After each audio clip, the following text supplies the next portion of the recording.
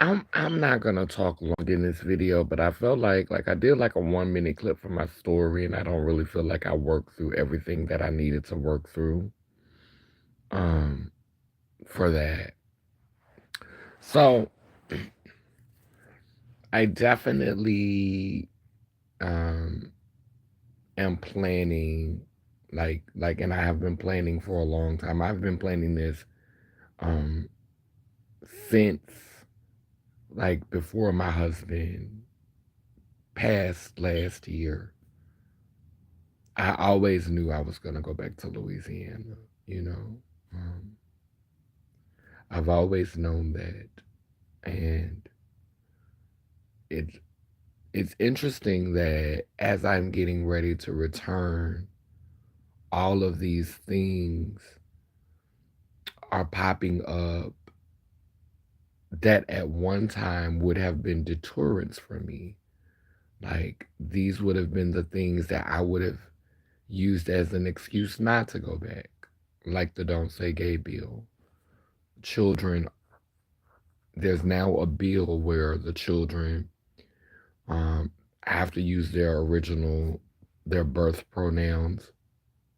They have to use their birth names if they were given names that don't align with how they see themselves. And they're also enacting a bill that is going to force all of the schools to display um, a copy of the Ten Commandments. Now, the Ten Commandments, that's a that's kind of iffy for me because it depends on how the conversation is going around the Ten Commandments because there's things like thou shalt not steal, thou shalt not kill. So, you know, are the children have access to the internet? Are they going to ask about this stolen land? Are they going to ask about the soldiers that's going over there and committing genocide? Like, so the Ten Commandments, I don't know if if I'm really that upset about that because I feel like that is a good that's a good set of that's a good icebreaker. That creates good conversation. Um, if we can expand it beyond this white patriarchal gaze and just have it as a set of commandments, that a lot of us are working towards, Um, yeah, so like I think the conversation around the Ten Commandments needs to be fully unpacked and fully flushed out and not just presented through a Christian lens, but let's just really get into these commandments and let's just really unpack them and look at them from a whole bunch of different angles.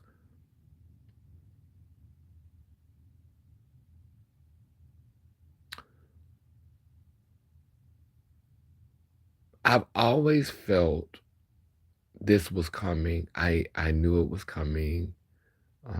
I knew it was coming before I left. I knew it was coming before I left.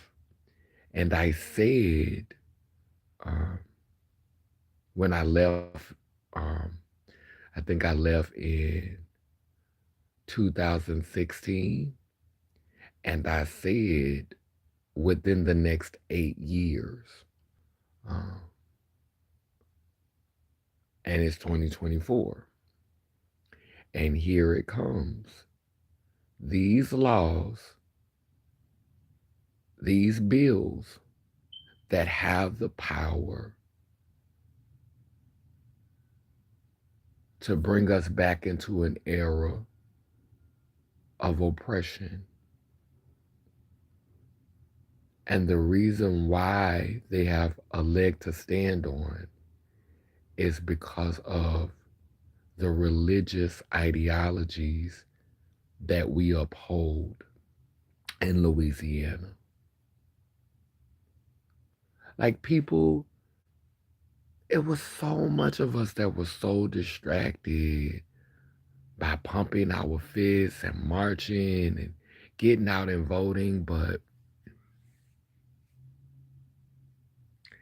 if you don't, if you don't change what the voting process looks like, if you don't change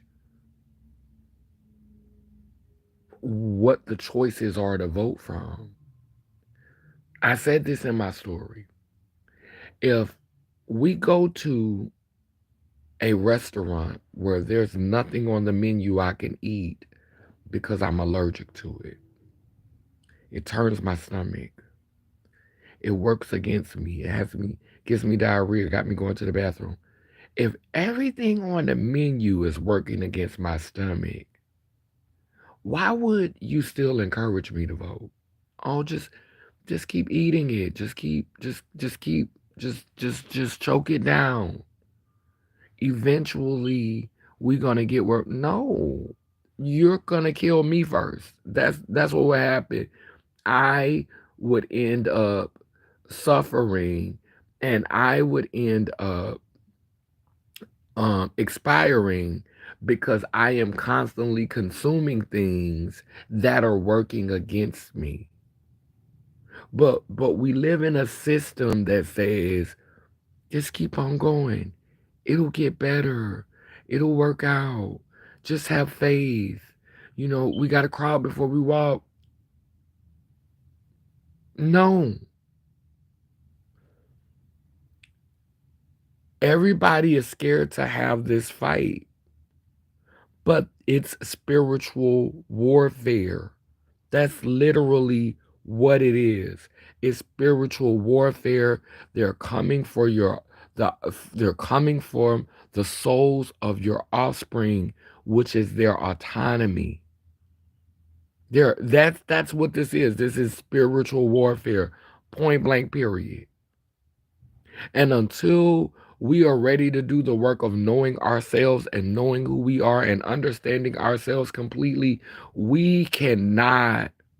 Participating in this voting process is silly because we're never going to get candidates. We're never going to have menu options and choices. We're never going to have choices on the menu that are going to be sustainable. We're going to keep, all of us are going to keep eating stuff that is poisoning us and that's destroying us until we are really ready to bring this fight where it goes. And it is not against the state, it is with the church. I've been saying this forever. I've been saying this for 10 years.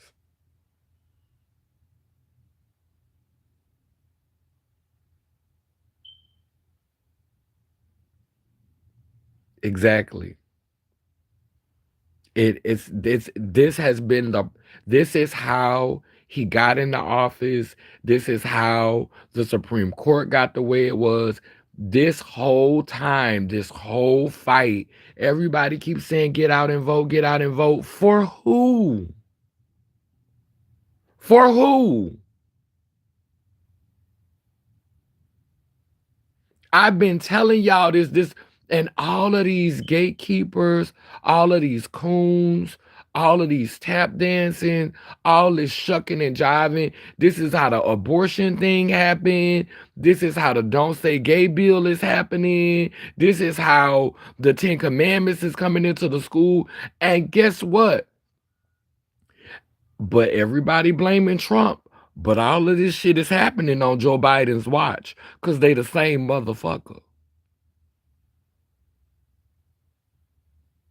We need to now start asking, these politicians, every politician that represents us, every politician that gets in their office cannot get in their office and be on their Jesus shit. And Jesus as a person in the Bible, I loved what Jesus stood for. But the Jesus that was in the Bible and the Jesus that we got now, that's not the same Jesus. Jesus wasn't a capitalist. Jesus didn't put money before everything. Everything wasn't about a dollar with Jesus. It's not the same Jesus. And so right now, we need to take a step back from all of that and just see if people can be good people. Do you need a book to tell you how to be decent? Do you need a book to tell you how to be thoughtful?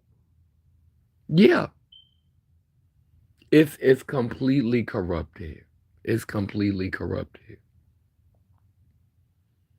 And this is why politics, if we're gonna have, I would have more respect for this country if we was just to go ahead and make this a religious country.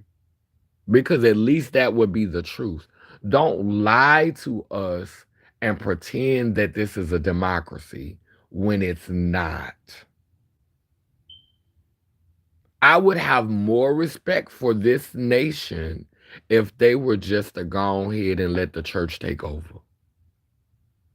Because then it wouldn't be smoke and mirrors.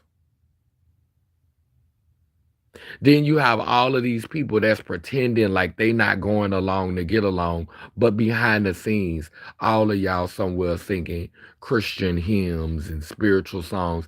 And this is why it's so important to me to remake songs that I used to listen to when I was little, to balance them out and to make them sound more whole in a way that acknowledges both the masculine and the feminine. I'm looking at this conversation, the gender wars, what's going on between people who identify as men and people who identify as women. And I'm so glad that I'm not caught up in that struggle no more, because I'm whole. I'm they, them. I'm my mother and my father, my grandmother and my grandfather, my great grandmother and my great grandfather. I'm not getting into that sex shit with y'all.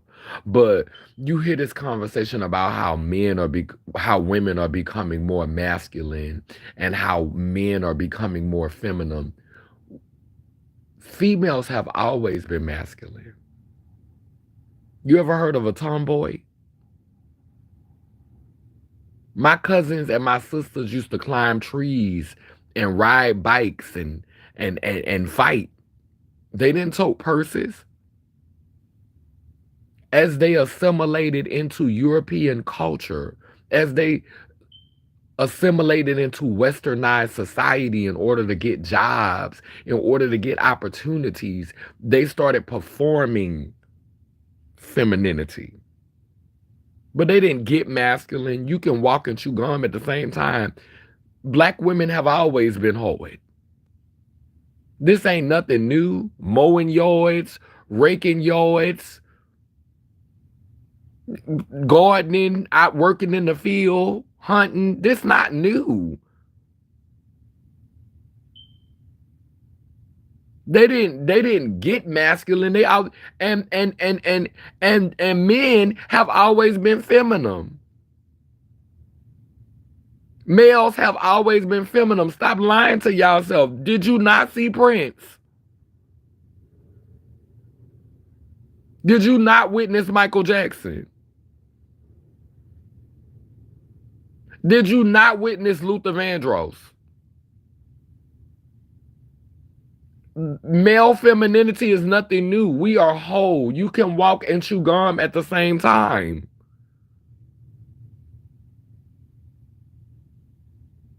But living in a society that has these made up ideals from a made up religion, from an incomplete word, because see, the word has always been corrupted because it has never been the complete truth. It's never been the complete truth. That Bible is not the whole Bible. They took books out of that Bible. And when they broke that Bible down like that, and they took chapters and books out of it, it's been corrupted ever since. It wasn't corrupted from how it's been interpreted to us and read to us. It's never been the truth. Because once you take something out of the story, once you tell a piece, once you leave a piece out, you've corrupted it from that moment. The Bible has never been infallible. That book has never been infallible because it has never been the complete truth. Because the moment that y'all took books out of it and y'all decided what information was appropriate for us, it was corrupted from that point on. The moment you took out stories about queer people and about female prophetesses,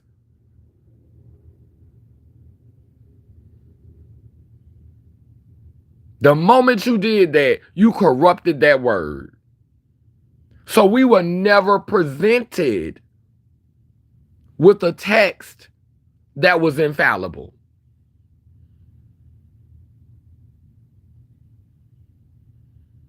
The American people never got that book.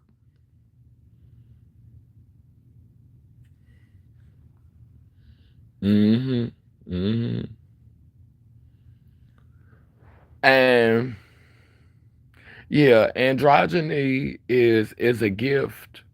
You know, when we learn how to navigate our wholeness, I do believe we could do amazing things, and that's why they are afraid for these children. That's why Don't Say Gay is a law now, because we're cultivating too many magical beings. We're cultivating too many wizards and warlocks and sorceresses. Too much opportunity for little ones that's gonna come, that's gonna open portals. We need sheep. We need worker bees. We need factory workers. We need somebody who gonna be with who gonna be struggling up here, and all they know how to do is push the button. Push the button. They need help with everything. We want them. We want a certain kind of people. And if you give them too much information, you're creating too many opportunities. And we don't want you to have a lot of opportunities because we need you to stay down here. See, y'all, see, a lot of yous, as a good Christian person, you don't realize that the more your children are exposed to, the more opportunities they have to show how resilient they are. The more opportunities they have to show how extraordinary they are. The more opportunities they have to expand and to cultivate their gifts. But when you condense all of that and use the excuse that you're trying to protect them, no, what you're doing is sheltering them. You're hurting them like sheep. And just because you had to be a sheep does not mean that your children should have to be. This is why I'm so thankful that I did not bring any little ancestors here. Because I am from Louisiana. I was born in Louisiana. I was born in New Orleans. And if I had a child here right now, I'd probably be getting ready to be a grandparent right now. And the thought of my grandbabies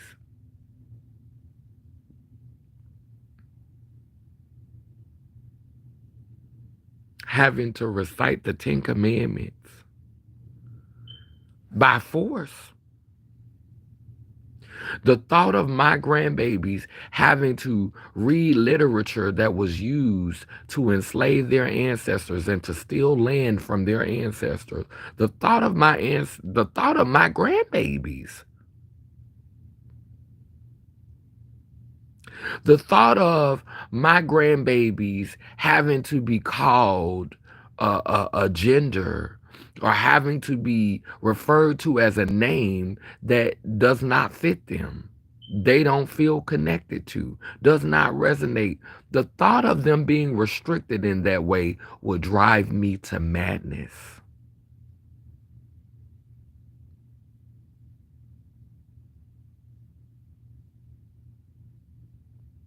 It might be arsony involved.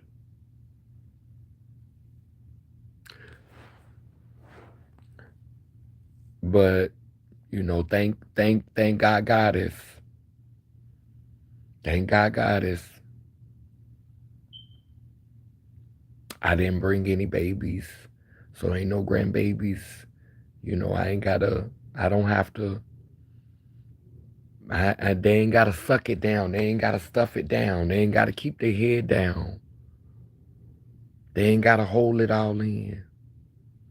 They ain't got to figure out how to vote for that. But you know what? I am going to use my voice to continue to speak out. But I'm not going to force my views on people. I'm going to get on my platform and I'm going to talk. And I'm going to model the being that I think needs to be modeled in society.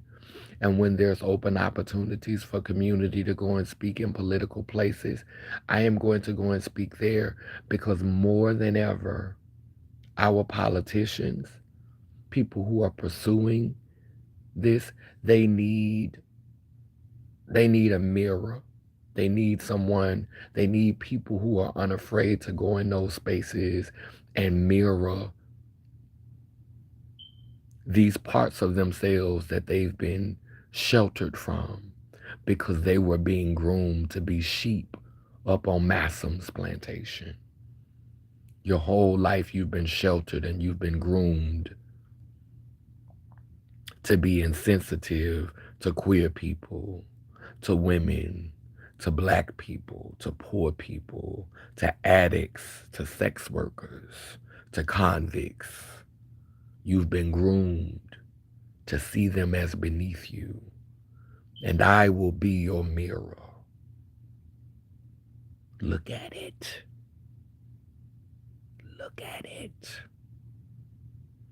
Because the same thing that runs through the blood of those addicts, the same thing that runs through the blood of those those convicted felons, the same blood that runs through the veins of those prostitutes, those sex workers, those those living with HIV, those queer people, those black people, those women, those poor people, that's in your veins as well, sir.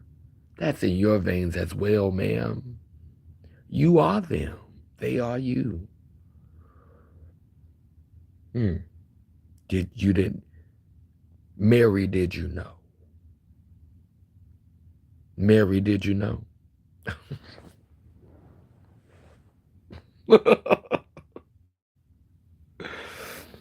hmm The church tried to literally kill my spirit as a child because I knew who I was and I refused to conform. And that was the excuse. They wanted to protect me.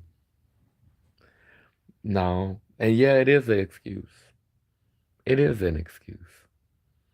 They wanted to protect you from stepping into the full likeness of who you are.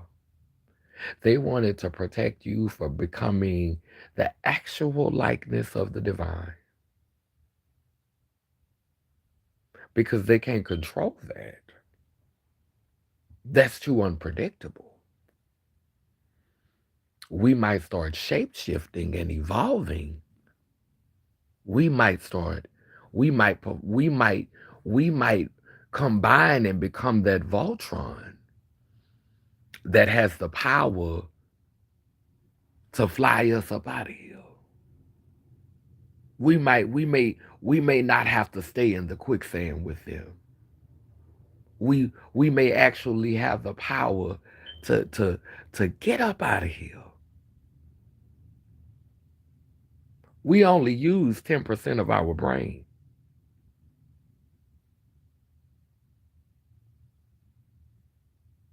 You give children back. See, for a child to be truly queer, not just gay, because they done commercialized a lot of this trans and gay shit. But for a child to truly embrace their wholeness, their duality, for a child to truly embrace that, that is to gift them back their imagination. And the imagination is a vehicle that can take you anywhere you want to go,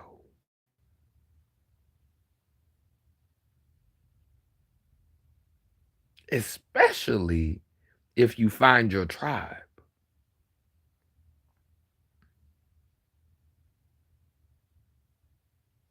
Especially if you find your tribe. They'll tell you it's a cult and they'll say this and that, but we don't know where them souls went when they left here. And motherfuckers love saying, you ought to try Jesus, child. Baby, when I tell you I drank the Kool-Aid, I bathed in the Kool-Aid, I was baptized in the Kool-Aid. If anybody baby, I done tried Jesus frontwards, backwards, sideways, standing on my head. Bitch, I tried Jesus under a bus. I tried Jesus by a truck. I tried Jesus in a tree. I tried Jesus down by the sea. I tried Jesus in a bush. I tried Jesus at a second look. I tried Jesus in the mall. I tried Jesus down the hall. I tried Jesus by the stairs. I tried Jesus with my prayers. I tried Jesus when no one else cared. Bitch, I done tried Jesus. Obatala, Oshun, Yemaya, Olokum, Oya, Buddha, Allah. Bitch, I've tried them all, bitch. Understand me? Understand me? I've tried them all. So when I say I had to do what worked for me,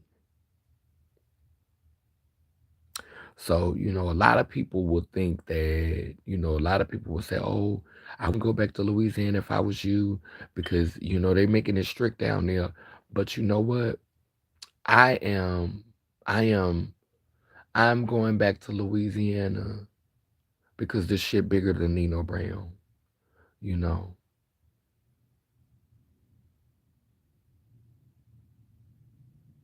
I'm going back to Louisiana for the me that's coming as I get ready to go because I'm getting closer to my expiration date in this body. I'm almost 50. And I tell y'all all the time I'm not interested in the 70s and the 80s. So, you know, I just I just want to I just want to be I want to be uh uh some homegrown collard greens. I want to be a fig tree, a pear tree, a peach tree, a plum tree. I want to go back to Louisiana and I want to grow fruits and vegetables and I want to be a safe space for children to eat real food, to eat food that was grown out of the ground with love, to taste herbs and medicines that are grown out of the ground. And I want to be that. I want to be that for people, because that's what my great grandmother was for me. And when I think about my happiest times in this life, the times that I took for granted, it was when I was walking in my great grandmother's yard and I was pulling plums off of the tree and I was pulling peaches off of the tree. And I don't think I would have survived this world if I wouldn't have had that as my foundation. I think every child deserves to have that experience. Everything you eat shouldn't come up in a plastic package.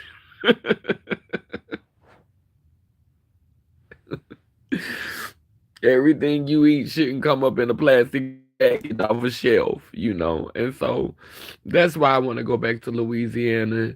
And ain't no government, ain't no religion, none of that's gonna scare me from going back to a land where my ancestors came from and creating that space just for the simple things. I ain't got to teach you rocket science. I ain't got to teach you how to build a robot. I ain't got to teach you how to solve mathematical equations. I ain't got to teach you how to be a politician or teach you how to be a lawyer. I ain't got to do that. I just want to teach you how to put things in your body that's going to help you to be able to process information at the highest level you possibly can.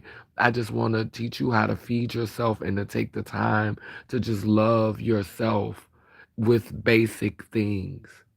Basic things, clean water, f- fresh fruit, and vegetables. Because I think if you get that in your body, if you get that as a foundation, everything else can work itself out. Everything else can work itself out. And I allow you to be in a space where you don't have to subscribe to labels because at this point, I am no longer, when I talk to children, I will no longer refer to them as girl or boy. This is a promise that I've made to myself. I will no longer refer to children whether they are male or female, I will no longer refer to them as little girl or little boy. I'm going to say young ones. I'm going to say little being. I'm going to say young being, young person. I will no longer, like, that's something that I'm working on right now. So I'm not, you ain't getting no label from me. You want to call yourself a boy? Fine. You want to call yourself a girl? Fine. Express that to me, and I may support you in that. I would really like it if you called me a girl. Okay. I would really like it if you called me a boy. Okay. But if you do not express that to me, guess what you are? You are a young being. You are a little person. You're a little one. Hey, little one. Could you come here for a second, young person?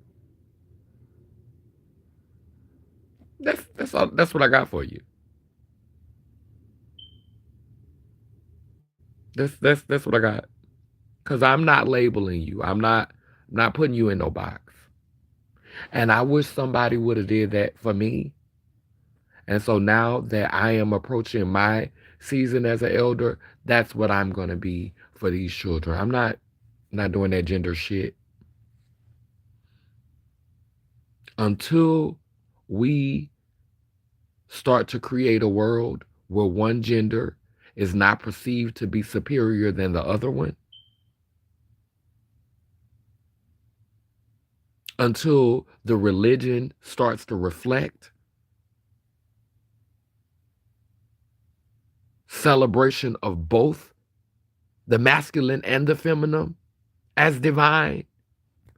I'm not. I'm not. I'm not. I'm not. I'm not participating. And I'm not gonna say that I'm not gonna slip up, but I'm holding myself accountable right now. Hey, how you doing? I lived there for like 9 months. Yeah, this is my journey. And when I go home, I'm not gonna participate in that with these people. They're gonna be saying, "Oh, why you and him this and him that." And I'm gonna be saying that little person. Oh yeah, that little person. Yeah, I lived in Umlazi for 9 months in Durban. Yeah, my partner, my partner who I was with while I was there, he's still reaching out to me. And it's so crazy that you found my live from South Africa. Go ahead. Yeah. Oh, you lived in Durban. Go ahead, Cameron. Nah. Yeah, I was there in 2020 for 9 months. Yeah, and it was definitely a eye opening experience for my art. Yeah, Hillcrest. I had an art exhibit over there. That's where the art area is, right? By Hillcrest, they have an art exhibit over there. Yazamoza. Yazamoza. Girl, you worldwide, many of us have supported you for years, yeah. Oh, so you came during COVID. Yeah, I came before COVID and had to stay there the whole 9 months because of COVID. I was supposed to leave in March. Yeah, I was supposed to leave in March, but I ended up leaving in September. Yeah, I think it was a Moza. Was a Moza. Yeah, I was supposed to be there from January for 3 months, and then COVID happened, and that's why I said it was an eye opening experience. It was definitely an eye opening experience. And South Africa is very segregated. Like I think it's even more segregated than America. And that's the beautiful ugly thing about America is that we have like this is the only country in the world where so many other like everybody comes here and leaves makes their mark on America. And so this is definitely a portal and a gate for like where the answers can be achieved because we you can travel this country. You don't need to leave this country to see the world. Like you can literally see the world just by traveling America. Chinatown. There's a village that's modeled after Africa in South Carolina. There's Alaska, there's Hawaii. Like go down to the south if you want to see the cowboys and like they're just like you can literally travel the world just by traveling America because we are literally the world because we opening up our doors to immigrants every damn day. Like like this is at this point this is the world. And to try to make this one nation under a patriarchal god is sadistic. I just that's the problem. They try to call it Babylon when you allow it to be a place where we pray to the many and we worship the many and we have this diverse, rich, multifaceted spirituality. They didn't want to call it Babylon. But to try to make all of these different beings who come from all of these different cultures and all these different spaces to try to make us fall on our knees and kiss the ring of this patriarchal deity, this patriarchal colonial deity, that shit is sadistic. I so badly want to come to America. You're the only one making sense this morning.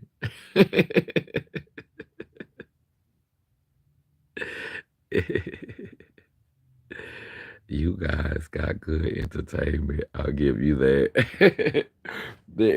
Everything is entertainment. The politicians, the actors, the celebrities.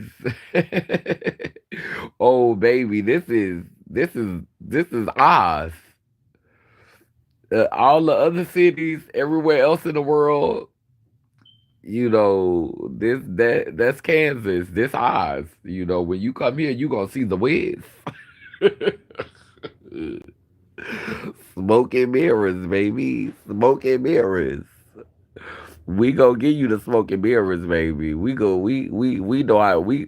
That's our traveling act. We smoke and mirrors. America, the perfected smoke and mirrors. Uh, you okay? Yeah. We good at that. You were there doing the looting. Yes, I was. I was there. They wasn't playing, baby. Don't mess with them South Africans liquor, huh? They took them liquor and them cigarettes and y'all wasn't, baby. They took the liquor and the cigarettes and baby, the South Africans said, wait, hold up. Hold up. Love you like I love you. Slow down.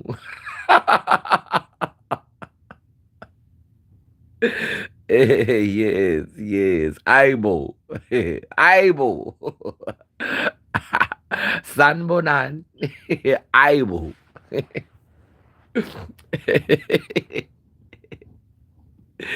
Baby, they took them cigarettes, huh? Heck the time, eh? Yes.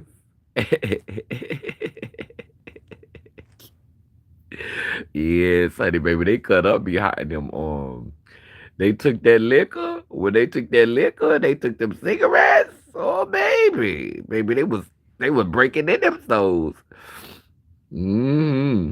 And see, in South Africa, it's even more dangerous when you resist because they police officers like the military. Baby, they coming with them big guns. They coming with them choppers and them AKA for them machine guns. So, when they cut up, it really be a life or death situation. But baby, they don't care. When they be invested, they don't care. Baby, the police there, honey, the police be heavily armed, honey. It don't be no regular gun on their hip, honey. The police be holding big old guns like that. Yeah, it's crazy. They looted the KFC and no one stopped in. But as soon as they hit the bar, the whole neighborhood was on.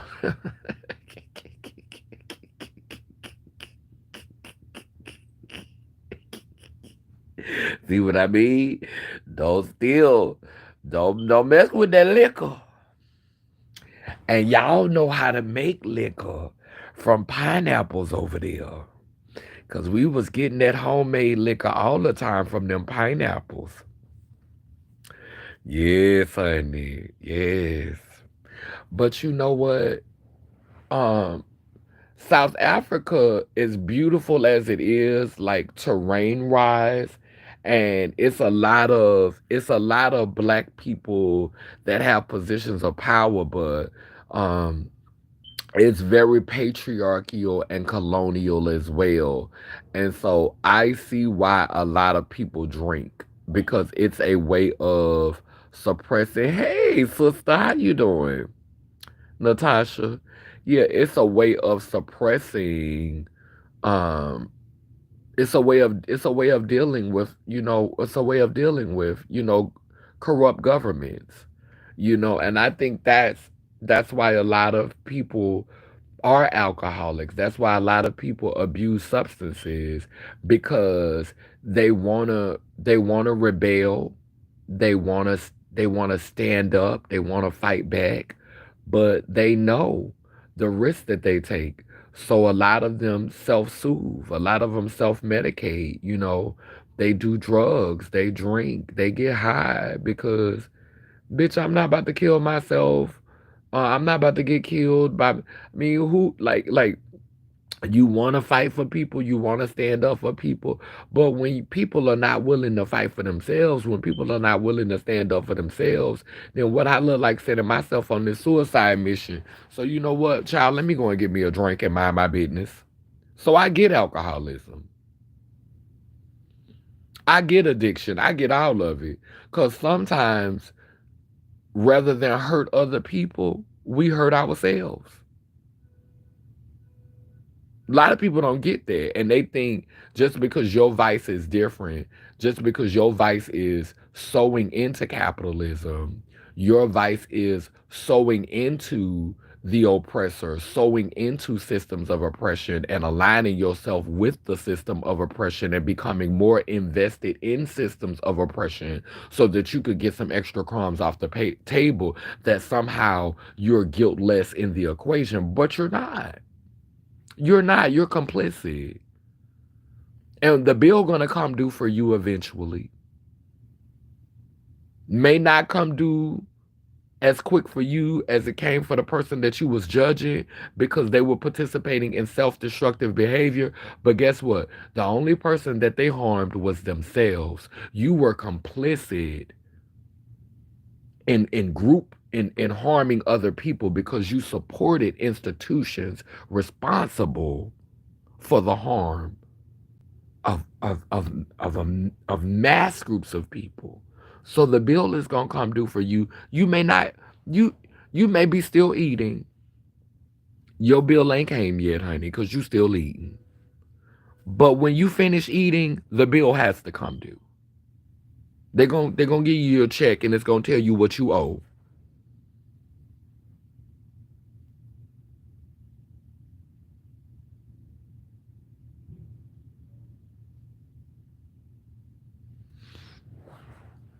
I lived with addiction. I lived with addiction 6 months clean. Now, congratulations, baby. Yeah, true. I don't really drink, but I'ma smoke a joint right now. I'm about to go and smoke me. About to go and smoke the last piece of mine. Y'all be having that good weed over there too. Ooh, y'all be having that good weed over there, baby. Y'all got that good weed over there by the bush, baby. Yes. Mm-hmm. Y'all be having that good weed. Thank you, Erin. How you doing today? Yeah, but I was sitting up here just I wanted to drop on here and talk about um talk about going back to Louisiana because you know a lot of people will say, "Child, why you going back to that?" Baby, let me tell you something. I'm 47 years old. I'm almost 50. Child, baby, it never was about me, and it's even less about me now. You know, it's just about being able to be, I keep hearing that song. I keep hearing the words to the words in my mind. I'll be your peace. I'll be your peace. And I know that I'm gonna be some people's storm. I know. Oh, I'm whole. I'm going to be some people, but I want to be a place of peace for some people, and and I'm going back home to restore the family home that I grew up in. And the ancestors have been speaking to me a lot lately. And when I was little, I used to pray in closets a lot. So I used to have I used to have a prayer closet, and I was really serious about a prayer closet. And I strayed away from the prayer closet because I've kind of lived in meditation for a long time. So like I meditate everywhere, but like meditating specifically in certain spaces, that's becoming more important to me, is to like have a dark space to meditate in. And it's so crazy. I was thinking about when I was little how um I used to find everything in the closet. Like my uncle, who I talked about the other day in the video, he had a heroin addiction. So I discovered his needles in the closet. I discovered porn magazines that he was, looking at in the closet. When I used to get ass whoopings, my grandmother would chase me around the house. And a lot of times those ass whoopings would end with me in the closet and her whooping me in that motherfucking closet.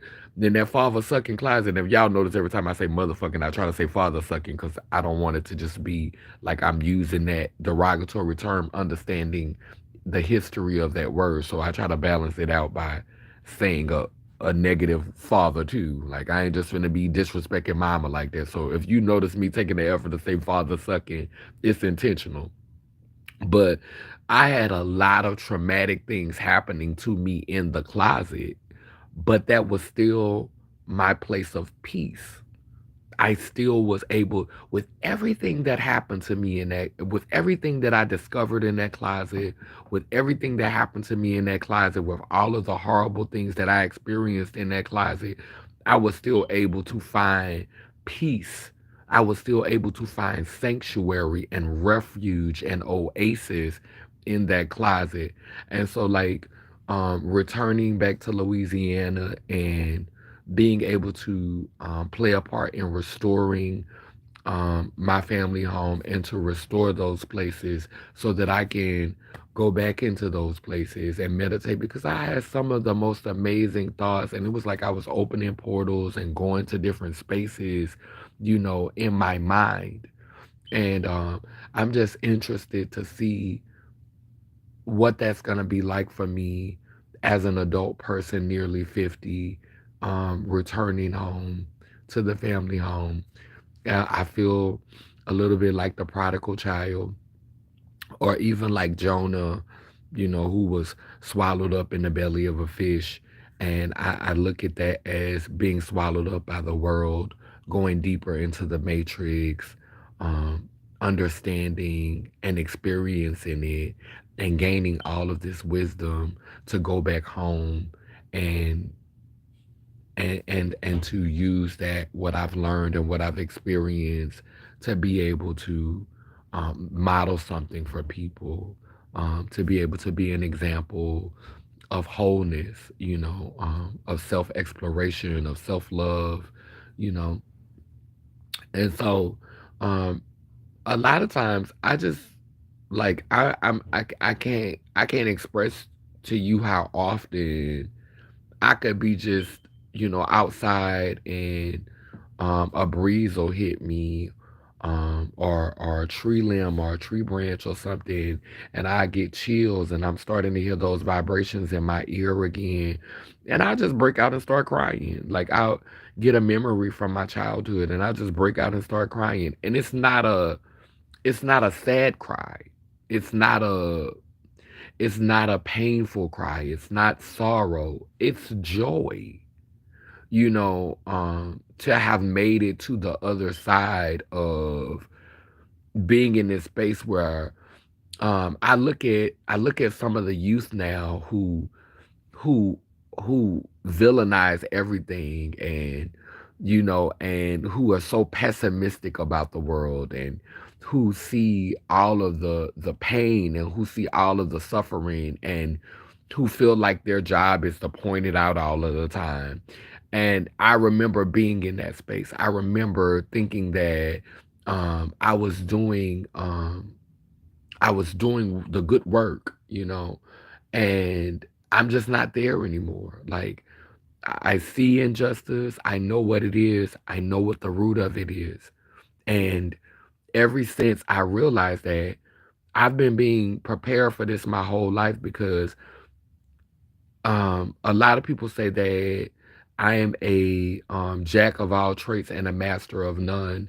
But the one thing that I have never delineated from in my whole life, and the one thing that I have been consistent with my whole life, is my spirituality.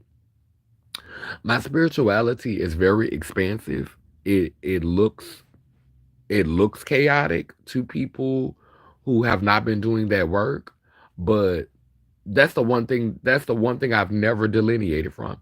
If you have known me from my childhood all the way up to 47, I've always been a spiritual person, whether I was Christian, whether I was practicing ancestral worship, or what I do now, lay lim, lay lur. No matter, at every point in my life, I have always believed in some type of higher power, some type of spirituality. It has always been my center. I've never ever not been rooted in some type of spirituality. And so that has been my anchor. That has been the most important thing to me. It is reflected in my art. It is reflected in my storytelling, my music, my poetry, how I show up in the world. If you've ever heard me sing a song, if you've ever heard me rap, if you've ever heard me do a poem, if you ever read anything I wrote, somehow my spiritual beliefs are going to seep in. So even in how I cook, and just everything that I do, it is a reflection of, it is a mirror of my relationship to my higher power and my spirituality. So a lot of people say, "Oh, you never stuck with anything." Yes, I did. I stuck with my spirituality. And how you know I stuck with it was I grew, I followed Jesus as far as I could follow Jesus. And then after that, it was time for me to pick up where Jesus left off. And no, I don't think I'm Jesus. I think I'm me. And we are all children of the divine. We all have a message. We all have a platform. We all have a legacy. But when I followed Jesus as far as I could, when the trail ended, all right, sister. When the trail ended, what did I do? I found my own path. I found my own way. But I couldn't have gotten here without those teachings, without what I learned. I couldn't have got there. I will always give credit to the things to my teachers and the places in which I learned from. But after I went as far as I could with that, I kept going. And now we have Laylim Layler. Now we're learning about wholeness. Now we're learning about balance. Now we're learning about moderation. Now we're learning about balancing the masculine and the feminine within ourselves. Now we're learning about balancing the chaos and the order within ourselves. Now we're learning about balancing the shadow and the light within ourselves. We're learning about being the peace and the storm. We're learning about being foreign and kin. We're learning about losing and winning. We're learning about all of these things. And that's my gift. That's my legacy. And and nothing that I'm saying is new. There's nothing that we could write down on a piece of paper. There's nothing that could ever come from our brain. There's nothing that could ever come out of our mouth that an ancestor has not said before us. Speaking of what I would like for you to be a speaker on my at my virtual service, I started an interfaith church. Come on, dark and light, as above, so below. And this is the work. We all have to do this work, and we all have to be consistent, with doing this work.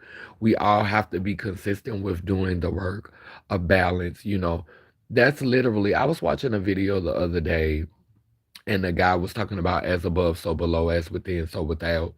And I heard that somewhere when I was younger, and it resonated with me so much that it's become a part of my prayer. And I'm constantly being reminded that whatever goes on in mainstream is going along in the underground. Whatever's going on out there in the heavens, it's going on in hell. Whatever's going on earth, it's going on in the water. But it's happening in different ways, but it's still happening. It's still the same stuff happening. And everything is connected, learning that everything is connected. And then you start to see how who you are, what role you play. And I'm not afraid of death. I'm not afraid of dying, but I could imagine that the scary part about transitioning would be like, were you living in your purpose? Were you being who you were supposed to be? Were you being who you were called to be?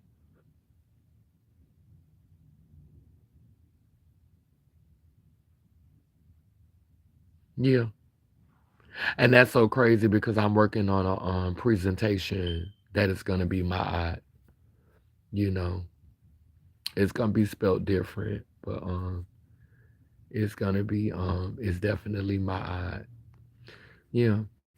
Yeah, so and I think for me, like Laylim Layler is a combination of multiple practices because I've studied um I've studied um the principles of Ma'at. I've studied Buddhism.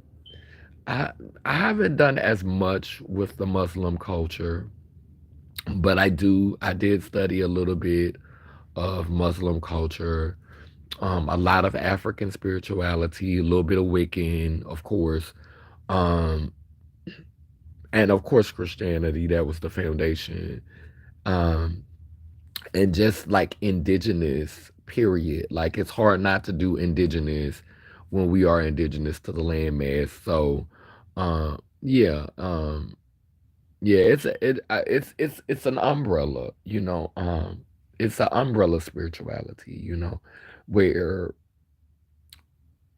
we make because interfaith still kind of gives me like it still kind of give you a church vibe. Like I like the Universalist church. They do kind of give you like spiritual teachings that um don't feel like it's housed by a patriarchal deity, and that's what's important for me to move away from, because we are born in bodies that calls for us to show up differently.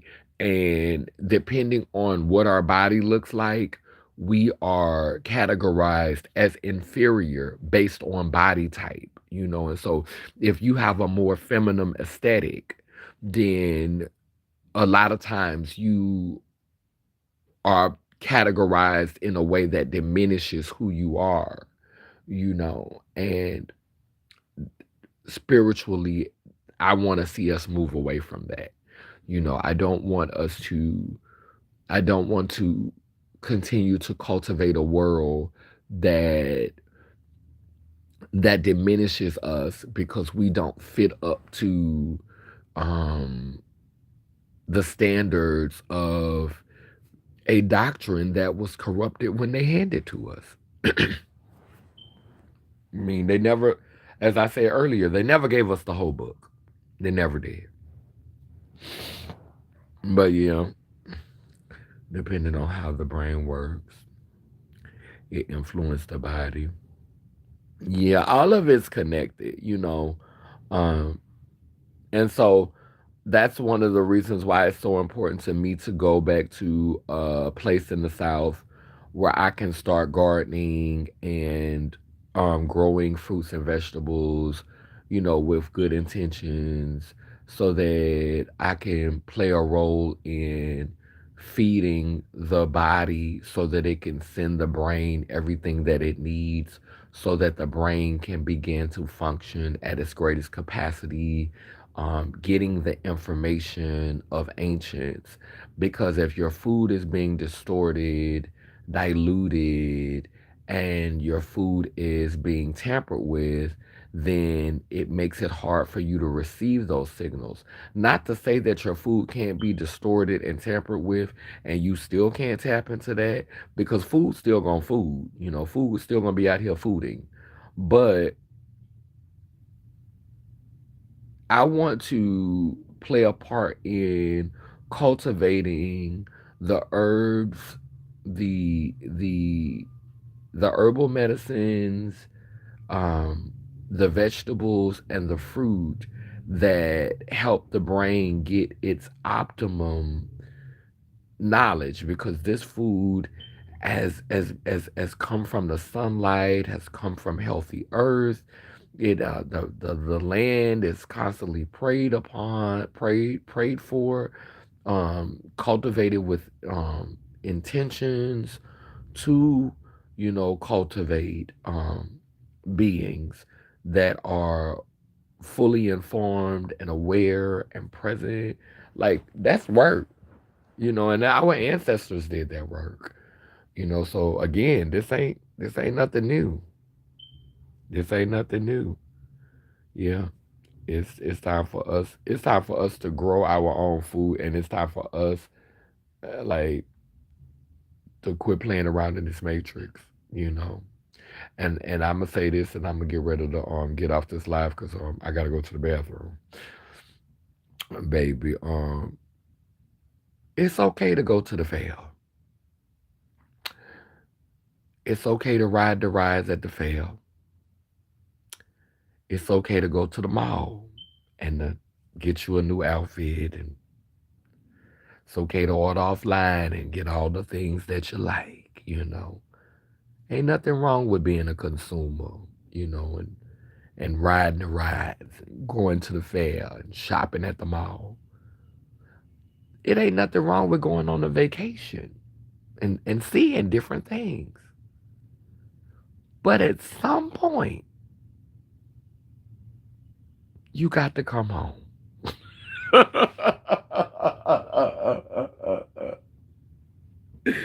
At some point, you better bring your motherfucking ass back to this house. It's almost nighttime, honey. The street lights about to come on. It's time for you to get inside, boo. Because we got work to do. I love you so much. And thank you, sister, for coming on the live and sharing your wisdom as always. I will be in New York next week and hopefully we get to hang out. But anyway, I love y'all. Until next time. Down but now that I say cool, it keeps spinning and turning. Iangani, Iyonko, Kalukalo, which means I'm a child of God Goddess. And if I am, you know you are. Love you. Be well and take care. I would love to start a fund to build our own community garden like a trust. Amen, a woman. I love that. All right, see you soon. Thank you. Later, love. Y'all be well.